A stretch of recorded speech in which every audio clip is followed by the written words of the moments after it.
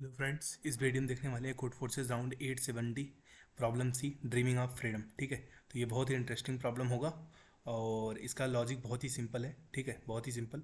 और उसके बाद इसका कोड भी बहुत ही सिंपल हो जाएगा अगर एक बार अगर आप पूरा प्रॉब्लम और लॉजिक समझ जाएंगे। ठीक है, तो प्रॉब्लम स्टेटमेंट देखते हैं। बहुत आसान सा स्टेटमेंट है। आपके पास n प्रोग्रामर्स हैं, ठीक है, n बंदे प्रेजेंट हैं और m एल्गोरिदम्स, ठीक है, n डिफरेंट एल्गोरिदम्स प्रेजेंट है। तो अब क्या होगा कि कुछ राउंड्स आप कंपटीशन होने वाले हैं। तो मान लीजिए जैसे पहला राउंड होगा, ठीक है, फर्स्ट राउंड। तो आपके पास m एल्गोरिदम्स हैं और n बंदे हैं। ठीक है, तो अब इस n एल्गोरिदम्स में मान लीजिए n बंदे, n की वैल्यू मान लीजिए 5 है। ठीक है, एग्जाम्पल के तौर पे ताकि हम समझ सकें। तो मान लीजिए पहला बंदा बोलता है कि मैं यार पहला एल्गोरिदम यूज़ करूँगा, दूसरा बोलता है दूसरा यूज़ करूँगा, दूसरा एल्गोरिदम। तीसरा बोलता है कि मेरा फेवरेट पहला है, फिर पहला है, और ये बोलता है कि मेरा भी पहला है। तो यहाँ पे जो हाईएस्ट फ्रीक्वेंसी होगी, ठीक है, मान लीजिए एल्गोरिदम वंस सबसे ज़्यादा यूज़ हुआ है पहले राउंड में। तो जब सेकंड राउंड होगा ना, तो सेकंड राउंड जब कंपटीशन का होगा, सेकंड राउंड, तो उसमें सिर्फ एल्गोरिदम वन प्रेजेंट होगा। ठीक है, तो ऐसा है।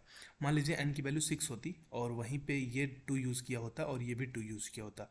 तो यहाँ पे देखिए 1 और 1 कितनी बार यूज़ हुआ है, 1 जो है 1 3 बार यूज़ हुआ है और 2 भी 3 बार यूज़ हुआ है। ठीक है, तो 1 और 2 अगले बार अगले राउंड में 1 और 2 दोनों प्रेजेंट होते हैं। ठीक है, तो अब ये कर रहा है कि ये गेम तब एंड हो जाएगा जब मान लीजिए पहला राउंड हुआ, उसमें कुछ बंदे, आप हर एक पॉसिबिलिटी देखेंगे, जो कुछ एल्गोरिदम्स होंगे। अब वो एल्गोरिदम की जो हाईएस्ट फ्रीक्वेंसी होंगी, ठीक है, जिस एल्गोरिदम की हाईएस्ट फ्रीक्वेंसी होगी, हो सकता है वो कि दो एल्गोरिदम्स की हाईएस्ट फ्रीक्वेंसी हो, तो वो दोनों एल्गोरिदम्स अगले राउंड में प्रेजेंट होंगे। अब फिर अब दूसरा राउंड होगा। अब दूसरे राउंड के बाद जो भी हाईएस्ट फ्रीक्वेंसी होगी दूसरे राउंड में जिस एल्गोरिदम की, तो वो थर्ड राउंड में प्रेजेंट होगा। तो इस तरह से करना है कि फर्स्ट राउंड होने के बाद सेकंड हो, थर्ड हो। तो अगर ये राउंड इनफाइनाइट हो जाए, ठीक है, आप इसको कुछ ऐसी कोई भी ऐसी पॉसिबिलिटी सेलेक्ट कर सकते हैं आप। ये आपके हाथ में है, ये 1 लेना है, 2 लेना है, 2 लेना है, ये सिर्फ टोटली आपके हाथ में है, अपने हैंड में है। तो इस तरह से अगर करते हुए इनफाइनाइट राउंड हम बना पा रहे हैं, ठीक है, तो हमें प्रिंट करना है नो, अदरवाइज हमें प्रिंट करना है एस। ठीक है, तो बस इतना सिंपल सा है। और जैसे जैसे हम प्रॉब्लम करेंगे तो वैसे और आपको स्टेटमेंट क्लियर हो जाएगा। ठीक है, तो बट अगर हम इसकी लॉजिक की बात देखें, ठीक है, इसका अगर हम कोड देखें, लॉजिक देखें, ठीक है, तो इसमें मान लीजिए पहले हमारा क्लेम क्या है कि n इक्वल टू, अगर हम इसकी सिर्फ सिंपल लॉजिक की बात देखें, n इक्वल टू 1 और m इक्वल टू अगर 1 है, तो हमारा जो आंसर होने वाला है वो हो जाएगा क्या, s। ठीक है, और अगर जो n का जो लीस्ट डिवाइज़र है, ठीक है, लीस्ट डिवाइज़र, n का अगर जो भी लीस्ट डिवाइज़र है, ठीक है, अगर ये लीस्ट डिवाइज़र n से m से बड़ा, m से छोटा या बराबर हो जाता है, ठीक है, इसका मतलब m अगर बड़ा या बराबर होता है लीस्ट डिवाइज़र ऑफ n, तो आंसर होगा नो, अदरवाइज आंसर होगा यस। ठीक है, तो अगर 3 स्टेटमेंट हमें आंसर बताना हो, क्लेम करना हो, ये स्टेटमेंट है m और n अगर 1 है तो आंसर एस, और लीस्ट डिवाइज़र ऑफ n हम निकालेंगे। ठीक है, वो कैसे निकालेंगे हम देखेंगे। ठीक है, तो अगर ये m से छोटा या बराबर है तो आंसर होगा नो, अदरवाइज आंसर होगा एस।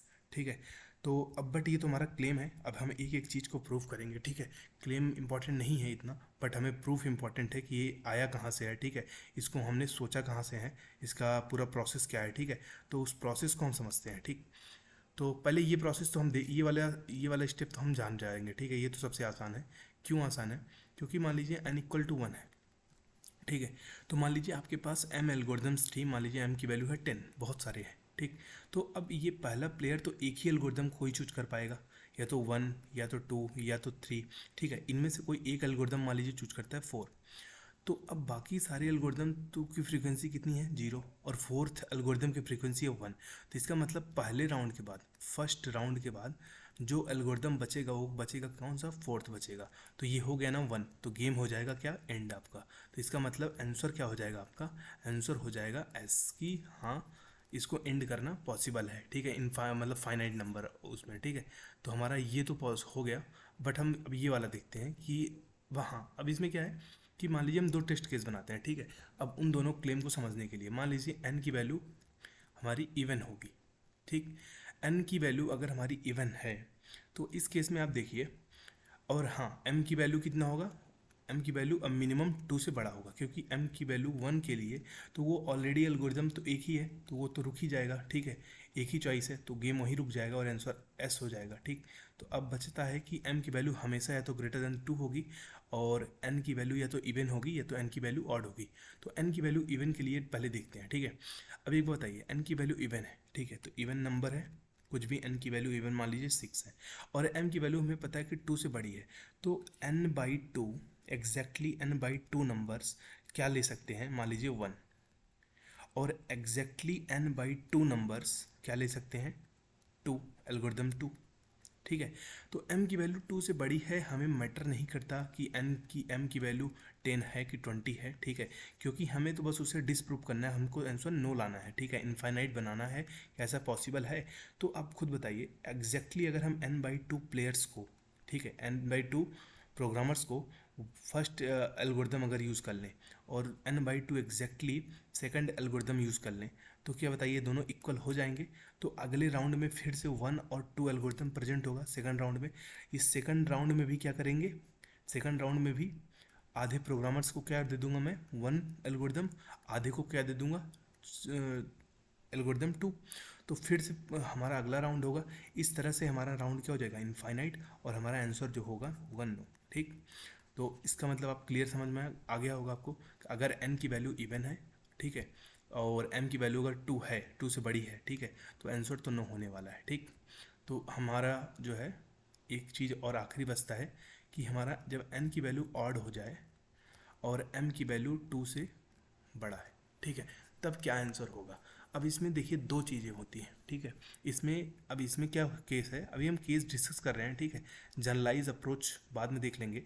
जैसे n है तो n की वैल्यू मान लीजिए m से बड़ी होगी या तो, ठीक है, सॉरी, या तो m की वैल्यू इससे बड़ी होगी n से, या तो n की वैल्यू बड़ी होगी m से, ठीक। तो इस केस में क्या होगा कि जहाँ पे m की वैल्यू ग्रेटर देन n है, तो इस केस में क्या होगा कि जो नंबर ऑफ एल्गोरिदम्स हैं, ठीक है, ये क्या है, algorithms, number of algorithms greater है नंबर ऑफ प्रोग्रामर्स के, ठीक। तो हर प्रोग्रामर क्या करेगा, हर प्रोग्रामर्स, मान लीजिए पहला प्रोग्रामर बोलेगा मैं पहला एल्गोरिदम यूज़ करूँगा, ये बोलेगा मैं सेकंड यूज़ करूँगा, ये बोलेगा मैं थर्ड यूज़ करूँगा, ये बोलेगा मान लीजिए मैं फिफ्थ यूज़ करूँगा, ये बोलेगा मैं फोर्थ यूज़ करूँगा, ठीक। मान लीजिए 5 जो है प्रोग्रामर्स थे, ठीक है, तो n की वैल्यू मान लीजिए ऑड है, n की वैल्यू 5 है। तो अब ये बताइए, तो पहले एल्गोरिदम की फ्रीक्वेंसी कितनी है 1, सेकंड की कितनी है 1, थर्ड की कितनी है 1, फोर्थ फिफ्थ कितनी है 1, इसकी 1।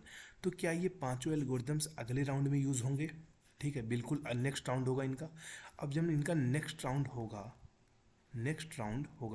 अब नेक्स्ट राउंड के बाद ये फिर से इस नेक्स्ट राउंड में पहला प्लेयर फिर से वही चूज कर सकता है, फिर सेकंड अपना वही चूज कर सकता है, इस तरह से क्या होगा, फिर से नेक्स्ट राउंड होगा, ठीक है। तो इस तरह से ये इनफाइनाइट राउंड्स हो सकता है आराम से। तो इस केस में भी आंसर क्या हो जाएगा, सिंपली नो हो जाएगा, ठीक। अब हमारा फाइनल और लास्ट पॉइंट बचता है ये वाला केस, ठीक है। अब इस केस की वजह से ही पूरा जनरलाइज बनता है कि n is greater than m, ठीक है। तो कॉन्टेस्ट के टाइम पे मैंने जब ये सोचा तभी पूरा जनरलाइज अप्रोच आ गया कि यार इस प्रॉब्लम को टेस्ट केसेस में ना बांटते हुए भी हम जनरलाइज अप्रोच में कर देंगे, ठीक है। अब n की वैल्यू अगर m से बड़ी हो गई, ठीक है, तो पहले तो हमें यही लगा था कि इस केस में आंसर हमेशा यस पॉसिबल होगा, क्यों, क्योंकि मान लीजिए n की वैल्यू 5 है और m की वैल्यू 4 है, तो आप किसी भी तरीके से करेंगे आंसर तो क्या आएगा, आंसर हमारा आएगा s, क्योंकि पहले ही गेम में ख़त्म हो जाएगा, ठीक है, पहली बार में। बट अब हमें क्या चाहिए, देखिए मान लीजिए क्या होगा कि n की वैल्यू आप मान लीजिए 15 लेते, ठीक है, n की वैल्यू अगर मान लीजिए आप 15 ले लेंगे, मान लीजिए 15 को कुछ ऐसे दिखाते हैं हम, ठीक है, 15 मान लीजिए ऐसा कुछ है, ठीक है। 3 के कितने पेयर बनेंगे, 3 के कितने पेयर बनेंगे, 5 पेयर बनेंगे 3 के, ठीक है, मान लीजिए ये 5 पेयर बन गए हमारे 3 के।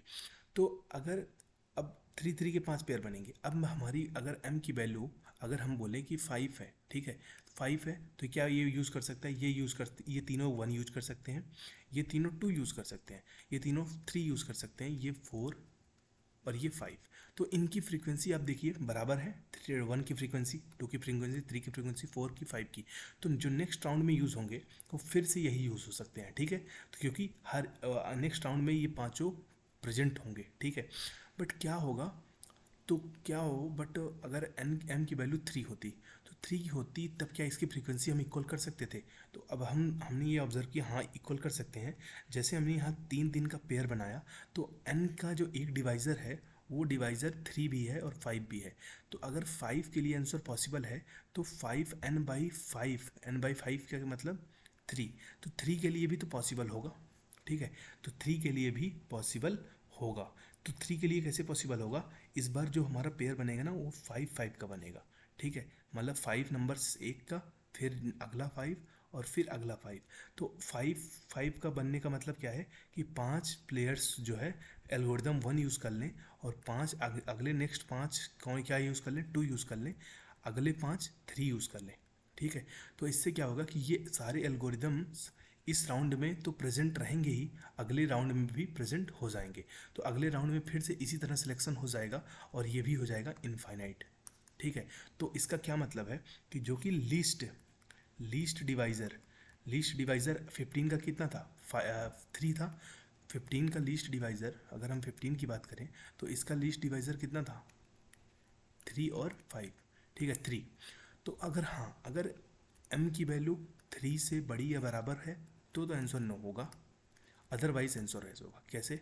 अगर m की वैल्यू मान लीजिए n की वैल्यू 15 है, इसका डिवाइज़र कितना होगा, डिवाइज़र है 3 और 5, और m की वैल्यू मान लीजिए 2 होता, तो बस यहीं से आप देख जाएंगे कि आंसर s कैसे होगा। मान लीजिए जब भी n की वैल्यू हमारे पास होती ना 15, तो m की वैल्यू 2, तो अब हम इसको इक्वल में डिवाइड कभी नहीं कर सकते, ठीक है, क्योंकि m की वैल्यू अब उसके लीस्ट डिवाइजर से कम हो चुकी है। तो अब क्या होगा, एक बड़ा होना पड़ेगा, एक की फ्रीक्वेंसी एक की ज़्यादा, क्योंकि अब 15 को हम डिवाइजर्स में तो बांट नहीं सकते, तो अब अनडिवाइजर्स में ही बांटेंगे, अनइक्वल पार्ट में ही बांटेंगे। तो अनइक्वल पार्ट में मतलब 8, क्योंकि m की वैल्यू 2 है, 8 और 7 में बांट सकते हैं। हम कोशिश करेंगे इसको इक्वल बनाने के लिए, बट इक्वल कभी बन नहीं पाएगा, ठीक है।